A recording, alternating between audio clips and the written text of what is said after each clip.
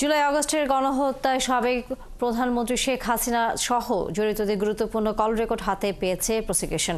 এ বিষয়ে আরও খবর নিযুক্ত হচ্ছেন সহকর্মী সৈকত সাদিক। সৈকত, কল রেকর্ড হাতে পাওয়ার বিষয়ে কি জানিয়েছে প্রসিকিউশন এবং একই সাথে শেখ হাসিনা ছাড়া আর কারো বিষয়ে কোনো তথ্য দিয়েছে কি প্রসিকিউশন? আজকে আন্তর্জাতিক অপরাধ ট্রাইব্যুনালে 3টি আবেদনের বিষয়ে শুনানি হয়েছে।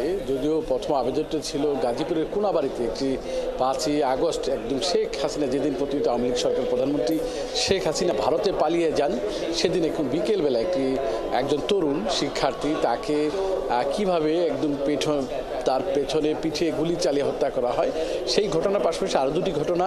তবে 3টি ঘটনার মধ্যে সবচেয়ে যে গুরুত্বপূর্ণ ঘটনা এখন আমাদের কাছে মনে হচ্ছে যে, এবং প্রসিকিউশনও জানিয়েছে, শেখ হাসিনা তখন জুলাই আগস্টে গণহত্যায় শুধু তো আইন শৃঙ্খলা বাহিনী গুলি চালেনি, এবং এই গুলির নির্দেশনাগুলো বিভিন্নভাবে এসেছে।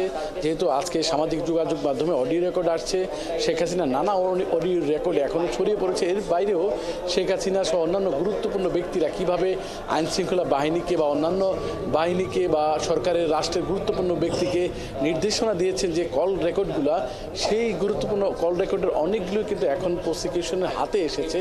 যারা ন্যাশনাল টেলিকমিউনিকেশন বা NTMC, যেখান থেকে এই কল রেকর্ডগুলো গুরুত্বপূর্ণ রেকর্ড করা হয়, সেখানে তারা কিন্তু আবেদন জানিয়েছিলেন।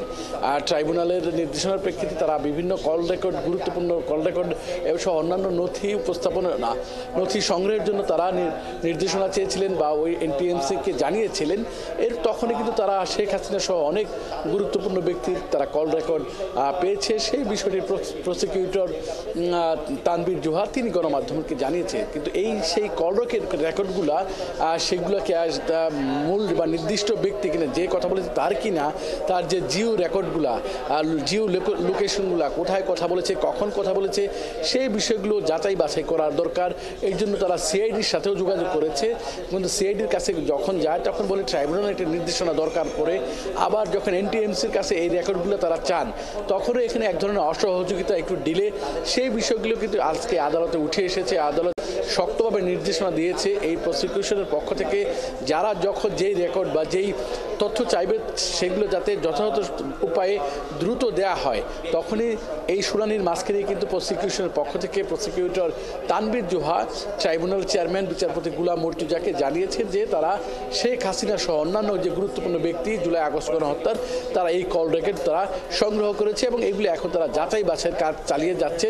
যাচাই বাছাই করার পরে এগুলো আবার ট্রাইব্যুনাল তারা আদালতে হাজির করবেন।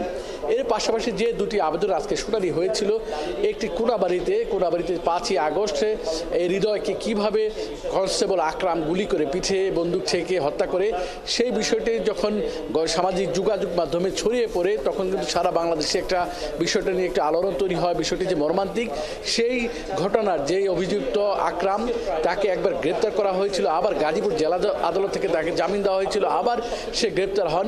তাকে কিন্তু আজকে ট্রাইব্যুনালের এই মামলায় গ্রেপ্তার দেখানোর আবেদন করা হয়। তার প্রেক্ষিতে আগামী সোমবার 20 জানুয়ারি তাকে ট্রাইব্যুনালে হাজিরের কথা বলা হয়েছে। এর পাশাপাশি আরেকটি গুরুত্বপূর্ণ ঘটনা, যে যাত্রাবাড়ির কাজলা এলাকায় আরেক পুলিশ সদস্যের সন্তান ইমাম হাসান ভুইয়া তাইমকে যখন 20 জুলাই দুপুরে যাকে হত্যা করা হয়, সেই হত্যার ঘটনাও কিন্তু সারা বাংলাদেশে আলোড়ন তুলেছিল। সেই ঘটনায় তখনকার পুলিশের ঊর্ধ্বতন কর্মকর্তা এসি তানজিল আহমেদ, তাকেও এই মামলায় গ্রেপ্তার দেখানোর আবেদন করা হয়। তাকেও আগামী 20 জানুয়ারি সোমবার এই ট্রাইব্যুনালে হাজিরের নির্দেশনা দেওয়া হয়েছে। এর পাশাপাশি তারই আরেকটা বিষয় আমরা জানতে পেরেছি যে এই যে জুলাই আগস্টের গণ আন্দোলন বা এই অভ্যুত্থানের যে একটি গুরুত্বপূর্ণ একজন ব্যক্তি আবু সাইদ, সেই আবু সাইদকে মারা হয়েছিল রংপুরে। সেই আবু সাইদের পরিবার ওই ট্রাইব্যুনালে এসেছেন। কিছুক্ষণের মধ্যে হয়তো আবু সাইদের পরিবার ওই ট্রাইব্যুনালে কোনো অভিযোগ দাখিল করবেন। সেই বিষয়টা এখন পর্যন্ত প্রসিকিউশন আমাদের জানান না। তো আমরা জানতে পেরেছি যে আবু সাইদের পরিবারের সদস্যরাও ট্রাইব্যুনালে এসেছে। তা নিয়ে এখন পর্যন্ত এই হচ্ছে ট্রাইব্যুনালের সর্বশেষ খবর। ধন্যবাদ সৈকত সাদিক। নিশ্চয়ই আমরা ফিরবো আবারও যদি আপনার হাতে নতুন কোনো তথ্য এসে পৌঁছায়। দর্শক, সহকর্মী সৈকত সাদিক ছিলেন এতক্ষণ আমাদের সাথে।